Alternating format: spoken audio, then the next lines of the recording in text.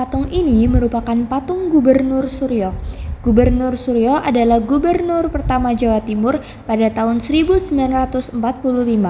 Beliau ikut menolak kedatangan sekutu dan menolak ultimatum sekutu pada 9 November 1945 pukul 9 malam melalui pidatonya, yang pada intinya menyerukan agar rakyat Surabaya bertahan sampai titik darah penghabisan. Gubernur Suryo memberikan keputusannya terhadap ultimatum ini. Berulang-ulang telah kita katakan bahwa sikap kita ialah lebih baik hancur daripada dijajah kembali. Juga sekarang, dalam menghadapi ultimatum pihak Inggris, kita akan memegang teguh sikap ini. Kita tetap menolak ultimatum.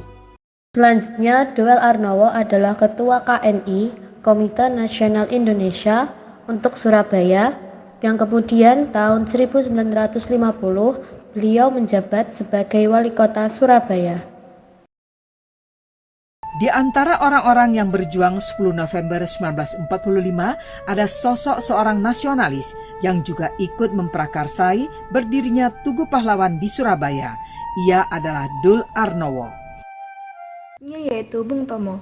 Bung Tomo dengan nama asli Sutomo. Beliau merupakan penerus BPRI atau Barisan Pemberontakan Rakyat Indonesia yang kemudian mendirikan sebuah radio pemberontakan di Jalan Mawar, Surabaya. Beliau adalah tokoh menonjol dalam pertempuran Surabaya melalui pidatonya yang berkobar-kobar memberikan semangat kepada arek-arek Surabaya. Dan kita yakin saudara-saudara, pada akhirnya pastilah kemenangan akan jatuh ke tangan kita. Sebab Allah selalu berada di bela yang benar. Percayalah saudara-saudara, Tuhan akan melindungi kita sekalian. Allahu Akbar, Allahu Akbar, Allahu Akbar. Merdeka!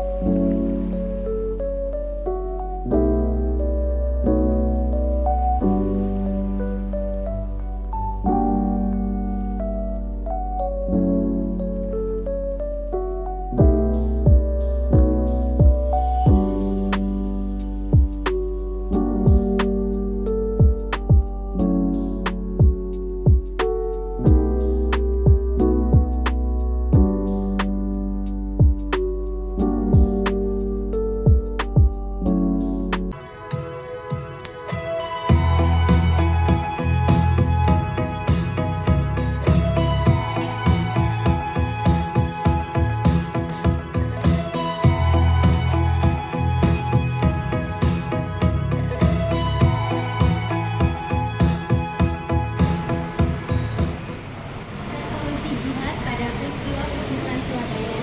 Isu ini mengenai kedatangan sekutu di Jakarta pada bulan September 1945 memicu kekhawatiran di kalangan masyarakat luas. Kali ini para santri mendesak Kiai Haji Hasyim Asy'ari, pemimpin tertinggi NU kala itu, agar segera mengeluarkan fatwa jihad sebagai landasan syar'i bagi umat Islam. Namun, Kiai Haji Hasyim Asy'ari tidak serta-merta mengiyakan desakan tersebut. Beliau mempertimbangkan perlu keberhasilan perlawanan rakyat. Lalu akhirnya pada tanggal 17 September 1945, Kiai Haji Hasyim Asy'ari mengeluarkan sebuah fatwa yang isinya mengharuskan umat Islam untuk berjuang membela tanah air. Saya akan menjelaskan secara singkat masa pasca proklamasi yang dimulai pada tanggal 17 September 1945, di mana pasca arek-arek Surabaya telah memperingati hari kemerdekaan Republik Indonesia. Namun pada tanggal 19 September 1945, para anggota Masjid malah memasang kembali bendera Belanda yang berlokasikan di sebelah kanan Gapura Hotel, yang menyebabkan arek-arek Surabaya itu memiliki sejumlah amarah di setiap kalangan, sehingga membuat pecah. Ini merupakan peta jalur pengungsian. Akibat dari pertempuran Surabaya, banyak masyarakat sipil maupun pejuang yang meninggal dan terluka yang kemudian dibawa ke rumah sakit Simpang. Masyarakat kota Surabaya udara sepanjang Krian bahkan Mojokerto hingga ke kota lainnya. Ada yang mengungsi di kota Sidoarjo, kota Malang, kota Mojokerto, kota Gresik, dan yang terakhir ada kota Lamongan. Hasil pertempuran 10 November 1945 di Surabaya, pasukan Inggris kehilangan banyak pasukan dengan jumlah banyak. Mereka melakukan pembersihan rumah warga, mengambil apapun yang mereka anggap dalam pencapaian dan kecuali minyak Inggris. Itu sebagai benda bangsa, melawan pejuang arek-arek Surabaya, berjuang tanpa pamrih sampai titik darah penghabisan saat mengusir para penjajah dari Oman. Berdiri dan dikubur sebagai benda bangsa.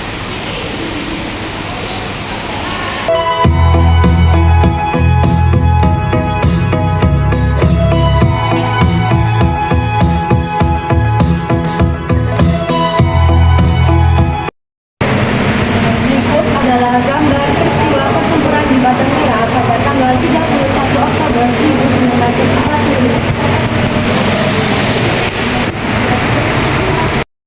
Berikut adalah replikasi perundingan Soekarno-Hawthorne pada tanggal 30 Oktober 1945. Serangan serentak yang dilakukan PKR dan Laskar Pemuda Surabaya selama 2 hari membuat posisi tentara Inggris terancam hancur bila serangan tidak segera dihentikan. Pimpinan tentara sekutu di Jakarta meminta Presiden Soekarno agar menghentikan pertempuran di Surabaya dengan menumpang pesawat terbang militer Inggris. Berikut adalah replikasi dari penolakan ultimatum sekutu yang terjadi pada 9 November 1945. Jenderal Mansard mengirimkan surat ultimatum kepada semua pemimpin pemerintahan, pemuda, dan badan perjuangan di Surabaya untuk menyerahkan diri dan menyerahkan semua senjata yang berada di tangannya dengan cara yang amat menghina. Batas waktu yang ditentukan adalah pukul 18.00 tanggal 10 November 1945. Apabila tidak ditaati, Surabaya akan ditempur. Surat ultimatum itu kemudian dicetak dalam bentuk pamflet dan disebarkan ke penjuru kota Surabaya dengan pesawat terbang.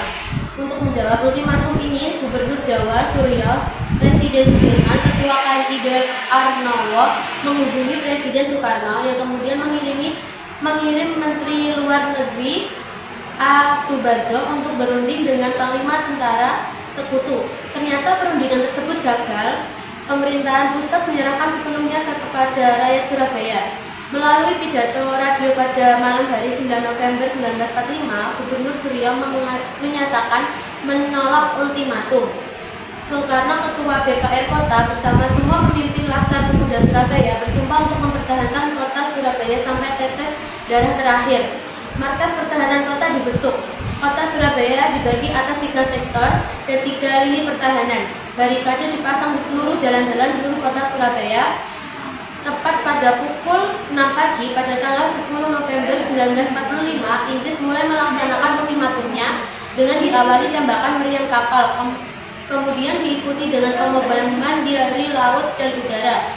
Inggris kemudian menyerahkan kekuatannya darat yang terdiri atas pasukan infanteri dan kavaleri menyerbu kota Surabaya. Serangan ini mendapat perlawanan yang heroik dari rakyat Surabaya. Radio pemberontakan Bung Tomo mengabarkan semangat perlawanan. Serbuan sekutu yang berkekuatan lebih kurang 1 divisi berhasil ditahan lini demi lini. Dalam pertempuran di sekitar viaduk, pasukan Inggris menderita banyak kerugian yang dipertahankan selama kurang lebih 2 minggu. Dan inilah replika dari peristiwa tersebut yang berada di Museum Tugu Pahlawan.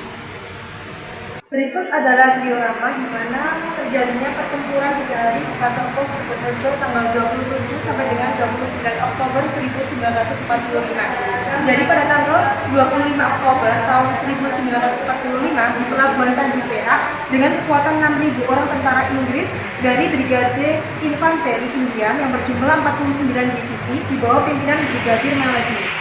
Setelah diadakan perundingan resmi antara Presiden Sudirman dan Brigadir Maladi, Inggris diizinkan memasuki kota khususnya kamp tawanan sekutu di Kajur, Rumah Sakit Darmo, dan Tanjung Perak. Namun, sebagian pasukan Inggris merebut dan menduduki objek-objek penting seperti lapangan terbang, lapangan terbang Moro Krembangan, gedung BPM, Bank Internasional, Linde TVS, kantor pos, dan telepon. Pada siang harinya, pesawat terbang Inggris menyebarkan pamflet ultimatum agar pemuda Surabaya menyerahkan kembali kepada pasukan Inggris senjata yang dirampas dari Jepang. Atas seruan Bung Tomo, TKR dan Laskar Pemuda menolak, bahkan mempersiapkan penyerbuan kedudukan tentara Inggris. Atas perintah Komandan Divisi TKR Yono Sewoyo, pada pukul 4 pagi didahului dengan mematikan aliran listrik dan air. Pada tanggal 28 Oktober 1945, para pemuda melakukan serangan serentak ke posisi pasukan Inggris yang tersebar di seluruh kota. Pertempuran berlangsung sampai 3 hari. TKR dan Laskar Pemuda Surabaya berhasil menjepit kedudukan pasukan Inggris.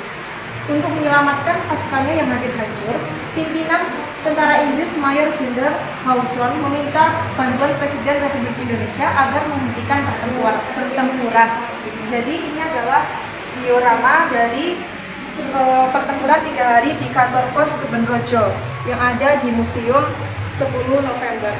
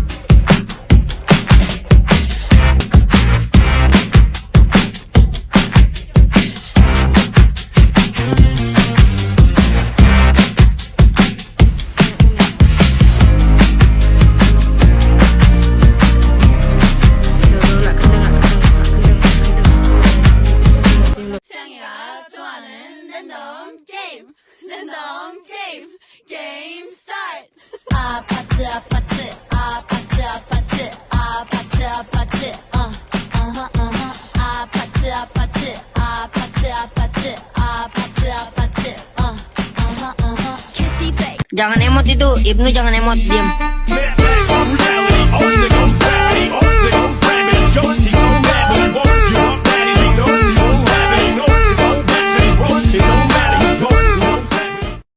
Mari pulang, marilah pulang, marilah pulang.